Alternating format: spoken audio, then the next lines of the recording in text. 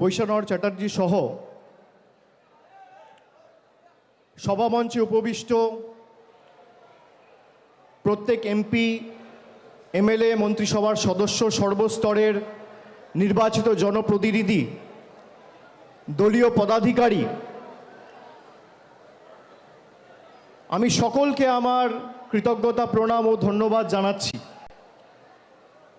সামনে অগণিত ছাত্র যুবর প্রতিনিধি, প্রতিভু যারা আজকের দিনে আমাদের নেত্রী মমতা বন্দ্যোপাধ্যায়ের বক্তব্য শুনবেন বলে বাংলার বিভিন্ন প্রান্ত থেকে এসে উপস্থিত হয়েছেন। আমি ফ্ল্যাগগুলো একটু নিচে নামানোর জন্য অনুরোধ করব, পিছনে যারা আছে তাদের দেখতে অসুবিধা হবে। যতদূর চোখ যাচ্ছে কালো মাথার মাথা, এবং আমি মনে করি 21শে জুলাইয়ের যে বৈশিষ্ট্য, যে প্রতিবার 21শে জুলাইয়ের ভিড় পরের বার 21শে জুলাইয়ের সমাবেশ ভাঙে, ছাত্র সমাবেশেরও বা 28শে অগস্টের এই সভার একই বৈশিষ্ট্য আমি গত 5-7 বছর ধরে লক্ষ্য করছি। গত বছর যে হারে বা যেভাবে এই গান্ধী মূর্তির পাদদেশে যে সংখ্যায় ছাত্র যুবর প্রতিনিধিরা উপস্থিত হয়েছিল, আমি মনে করি আজকের সমাবেশ সর্বকালীন রেকর্ড ভেঙে দিয়েছে। যতদূর চোখ যাচ্ছে শিক্ষার প্রগতি, সংঘবদ্ধ জীবন এবং দেশপ্রেম। আমাদের সকলের দায়িত্ব, বিশেষ করে ছাত্র যুব সমাজের প্রতিনিধি যারা, মানুষের পাশে থাকা, আমাদের নেত্রীর লড়াই, সংগ্রাম, আন্দোলনকে পাথেয় এবং পথ চলার প্রেরণা করে লড়া। আমি গান্ধী মূর্তির পাদদেশের আজকের এই সভার উদ্দেশ্যে যখন রওনা দিয়েছিলাম, আমি রাস্তায় আস্তে আস্তে ভাবছিলাম যে গত বছর অর্থাৎ 2024 সালের যে ছাত্র সমাবেশ ছিল, এমন একটা সময়ে 2024 সালে আমরা ছাত্র সমাবেশ করেছিলাম যেখানে আরজিকর ঘটনাকে নিয়ে সারা রাজ্য রাজনীতি প্রায় উত্তাল। আজকে প্রায় 1 বছর অতিক্রান্ত। আমি আগের বছর সভায় বলেছিলাম, এই জায়গা থেকে, এই মঞ্চ থেকে দাঁড়িয়ে, একই সময় একই দিনে ঠিক 1 বছর আগে, যে যারা দোষীর শাস্তিতে রাত দখলের ডাক দিয়েছেন সেই মহিলাদের, নারীদের লড়াইকে আমরা সম্মান জানাই। কিন্তু আজকে 1 বছরের বেশি হয়ে গেল, যেটা মমতা বন্দ্যোপাধ্যায় নেতৃত্বাধীন কলকাতা পুলিশ 24 ঘন্টার মধ্যে করেছে, সেটা নরেন্দ্র মোদীর অধীনে থাকা সিবিআই 1 বছর পার হয়ে গেছে, কিছু করতে পারেনি, এটা প্রমাণিত। আমরা সেদিনকেও বলেছিলাম যে আমরা চাই দোষীর দৃষ্টান্তমূলক শাস্তি হোক। আমাদের রাজ্যের সরকার মন্ত্রিসভায় পাস করিয়ে, বিধানসভায় পাস করিয়ে অপরাজিতা বিল সেপ্টেম্বরের প্রথম সপ্তাহে রাজ্যপালের কাছে পাঠিয়েছিল, যাতে এরকম নরকীয় ঘটনার কোনো পুনরাবৃত্তি বাংলা সহ দেশের কোনো মাটিতে না ঘটে। আজকে 1 বছর হয়ে গেছে, সেই অপরাজিতা বিল বিজেপি বা আমাদের রাজ্যের রাজ্যপাল এবং রাজ্যপাল রাষ্ট্রপতির কাছে পাঠানোর পরেও সেই বিলে তার অনুমোদন এখনো পাওয়া যায়নি। যারা সেদিন রাস্তায় নেমে এই ঘটনার প্রতিবাদ করেছিল, তাদের উদ্দেশ্য শুধু দোষী শাস্তি পাক নয়, তাদের উদ্দেশ্য ছিল গরিব মানুষের যে স্বার্থে যে স্বাস্থ্য ব্যবস্থা মমতা ব্যানার্জির সরকার 2011 থেকে করেছে, সেই স্বাস্থ্য ব্যবস্থাকে চূর্ণ বিচূর্ণ করে ভেঙে ফেলা। না হলে আজকে সেই সিপিএম আর কংগ্রেস আর বিজেপির বন্ধুদের আওয়াজ অপরাজিতা বিল নিয়ে উঠছে না কেন? তারা কেন রাস্তায় আন্দোলন করে মিটিং মিছিল করছে না যে এই বিল অবিলম্বে কেন্দ্র সরকারকে পাস করতে হবে? আপনারা বলুন তো, আপনারা অপরাজিতা বিল পাস হয় তার পক্ষে না বিপক্ষে? হাত তুলে বলুন।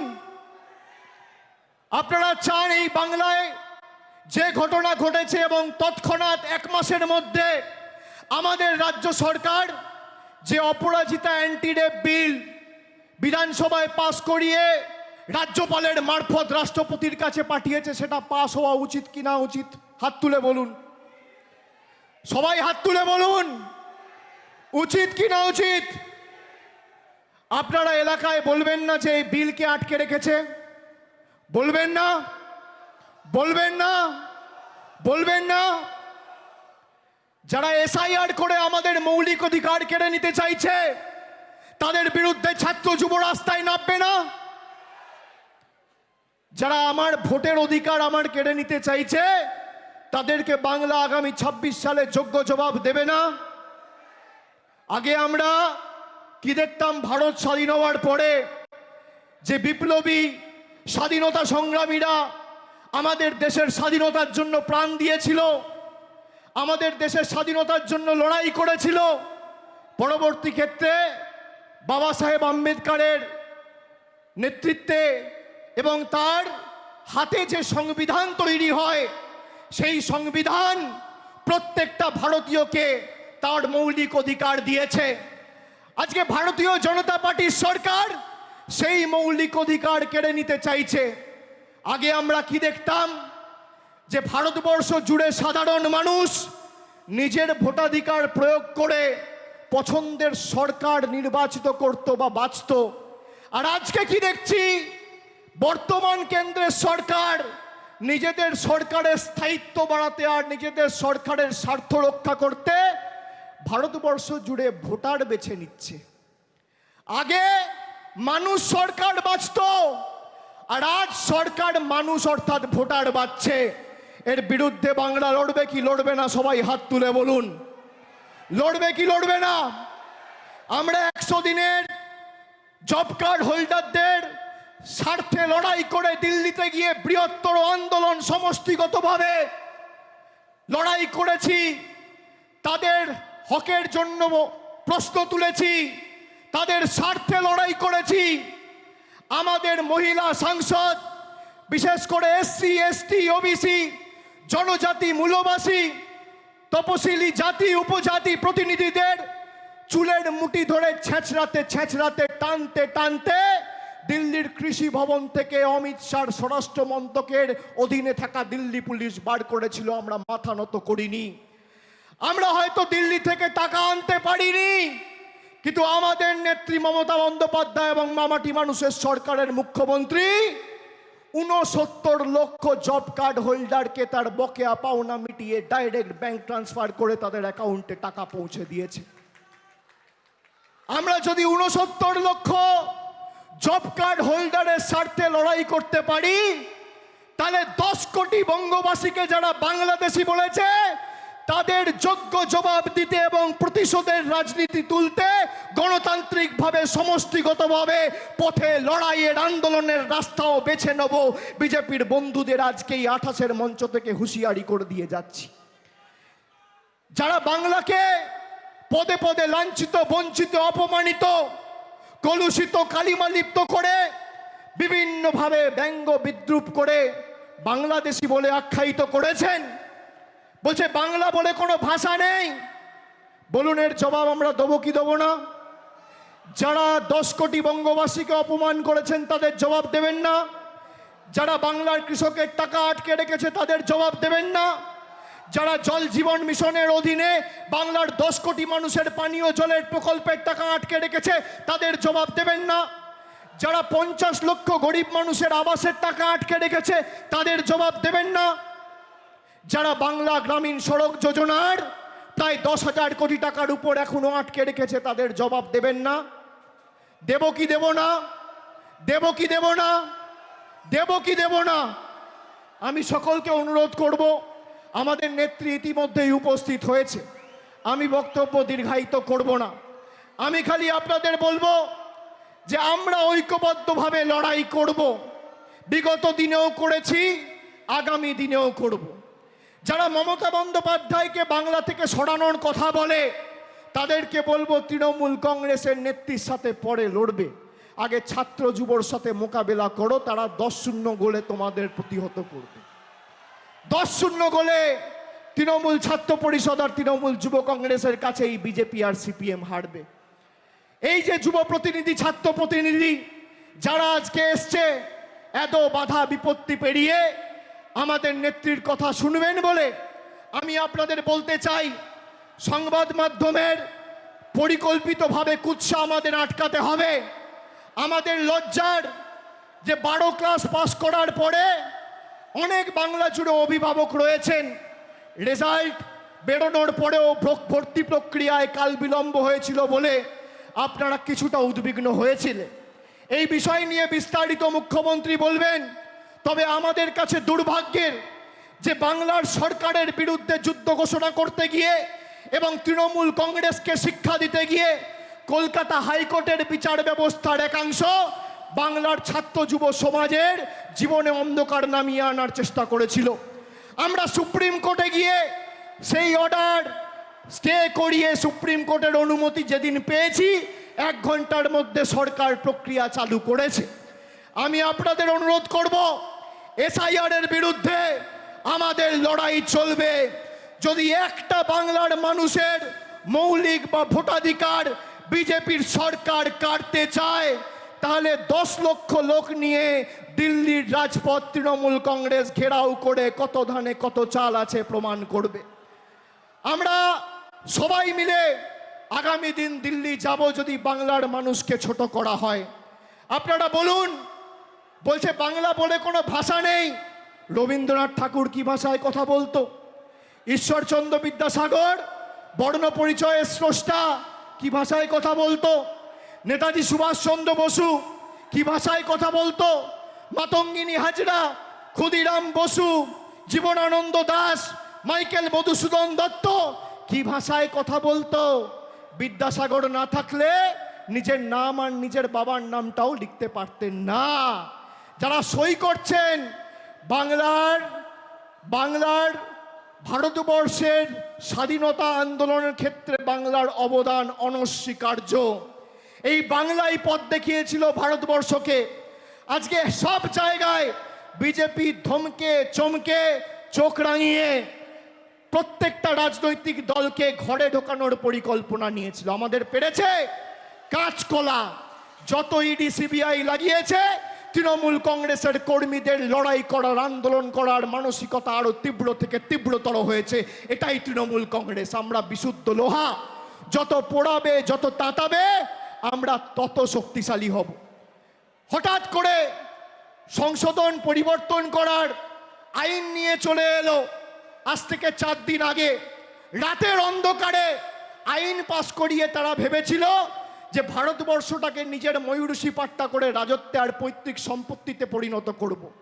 খালি তৃণমূল কংগ্রেসের 28 জন সাংসদ সেদিনকে দিল্লিতে ওয়েলে নেমে প্রতিবাদ করে অমিত শাহকে 4th রোতে পাঠিয়ে বিল ইন্ট্রোডিউস করিয়েছিল। আপনি সামনের সারিতে বসে বিলটা পর্যন্ত পেশ করতে পারেননি। এটাই তৃণমূল কংগ্রেসের ক্ষমতা। আমি ধন্যবাদ জানাই বাংলার 10 কোটি মামাটি মানুষকে, বাংলার মায়েদের ভাইদের, যে আজকে 29টা আসন আপনারা দিয়েছেন বলে এই বিল তারা পাস করতে পারবে না। আর আজকে যদি 40টা আসন দিতেন, তাহলে যে অমিত শাহ প্রথম রো থেকে 4th রোয়ে গেছিল, সেই অমিত শাহ আস্তে আস্তে আস্তে আস্তে তাড়াহুড়ো করো না ভাই, সেই অমিত শাহ একদম শেষ রোতে বসে মুখ লুকিয়ে থাকতো। এটাই তৃণমূল কংগ্রেস আর বাংলার মানুষের ক্ষমতা। আমি বলেছি আপনারা বিল পাস করতে চান, আচ্ছা আপনারা বলুন, যে কোনো বিল যদি আপনি আনেন সরকারের জবাবদিহিতা থাকা উচিত, হ্যাঁ কি না? হাত তুলে বলুন, জবাবদিহিতা সরকারের থাকা উচিত, হ্যাঁ কি না? বলেছিল কালো টাকা আমরা ধ্বংস করব, নোটবন্দি ঘোষণা করেছিল, জবাব দিয়েছে? 140 জন মানুষ লাইনে দাঁড়িয়ে মারা গেছে রোদে, হার্ট অ্যাটাক করে, কার্ডিয়াক অ্যারেস্ট হয়ে, জবাব কে দেবে? এই বিজেপি সরকার কালো কৃষি বিল এনে কৃষকদের আত্মহত্যা করতে বাধ্য করিয়েছিল। প্রায় 716 জন কৃষক ভারতবর্ষ জুড়ে আত্মহত্যা করেছিল এই বিজেপি সরকারের কালো কৃষি বিলের কারণে। জবাব কে দেবে? এই বিজেপি সরকার এনআরসির নাম করে ভয় দেখিয়ে বাংলা সহ ভারতবর্ষের সাম্প্রদায়িক সম্প্রীতি নষ্ট করতে চেয়েছিল। কত মানুষ ভয়ে প্রাণ দিয়েছে, আত্মঘাতী হয়েছে, জবাব কে দেবে? এই বিজেপি সরকার জিএসটি করে দেশটাকে রাজনৈতিকভাবে দেউলিয়া করে ভারতবর্ষের অর্থনীতিকে রসাতলে পাঠিয়ে রাজ্যের কোষাগার থেকে টাকা তুলে নিয়ে গিয়ে রাজ্যের বকেয়া পাওনা গায়ের জোরে আটকে রেখেছে। জবাব কে দেবে? আপনারা বলুন। 100 দিনের টাকা কোর্টে বলে দেওয়ার পরেও সুপ্রিম কোর্টে চ্যালেঞ্জ করে বিজেপি গেছে যাতে বাংলার 69 লক্ষ জব কার্ড হোল্ডার তাদের টাকা না পায়। এই বিজেপির বিরুদ্ধে যারা বাংলার বিরুদ্ধে যুদ্ধ ঘোষণা করেছে, আমরা তাদেরকে 1 ছটাক জমি আগামী 2026-এ ছাড়ব না। সরকারের তরফ থেকে আমাদের পাড়া আমাদের সমাধান কর্মসূচি শুরু হয়েছে, যেখানে 10 লক্ষ টাকা প্রত্যেকটা বুথে আমাদের সরকার প্রত্যেক বুথের জন্য বরাদ্দ করেছে। সারা বাংলা জুড়ে 8,000 কোটি টাকা দেওয়া হয়েছে। যে নরেন্দ্র মোদীর সরকার বলেছিল আত্মনির্ভর ভারতের কথা, আমাদের মুখ্যমন্ত্রীর নেতৃত্বে স্বনির্ভর বাংলা কি আমরা বাস্তবায়িত করে দেখিয়েছি। আগামী দিনও আপনারা বন্ধ করবেন, আমরা চালু করব। আপনারা ভাঙবেন, আমরা গড়ব। আপনারা শিক্ষা দেবেন, আমরা গর্জে উঠব। বাংলা আপনাদের কাছে আত্মসমর্পণ করবে না, বাংলা আপনাদের কাছে মাথা নত করবে না, বাংলা আপনাদের কাছে বশ্যতা স্বীকার করবে না। আপনাদের লক্ষ্য গরিব মানুষের চোখে জল নেমে আসুক, আর তৃণমূলের লক্ষ্য গরিব মানুষের মুখে হাসি ফুটুক। দেখি কার জয় হোক। আজকে যুদ্ধের জয়ধ্বনি, আজকে যুদ্ধের দামামা বাজলো, আর আগামী 28শে আগস্ট এই গান্ধী মূর্তির পাদদেশে আমাদের চতুর্থবার সরকারটা মমতা ব্যানার্জির নেতৃত্বে হওয়ার পর জয়ধ্বনিটাও এখানে দেব। কোথা দিয়ে গেলাম? আপনার কত ক্ষমতা আপনি আটকে দেখাবেন? আমরা আগের বার একটা ছোট্ট কথা বলি, দাঁড়াও।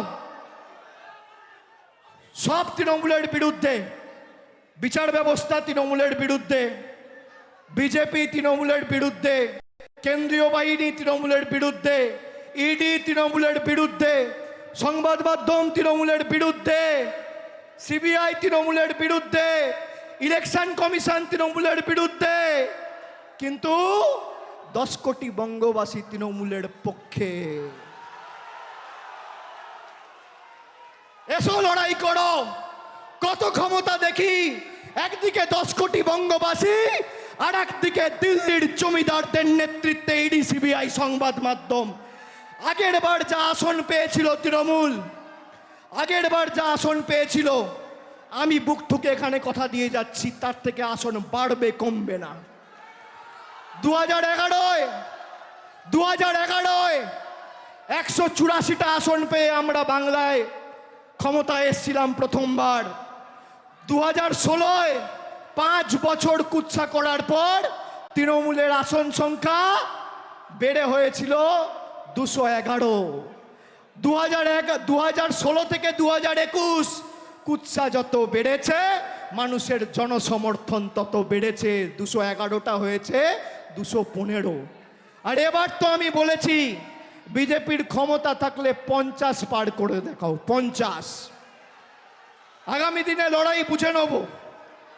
আর আমরা এই ভেঙে দাও গুড়িয়ে দাও এর রাজনীতি করি না, আমরা সাজিয়ে দাও গুছিয়ে দাও এর রাজনীতি করি।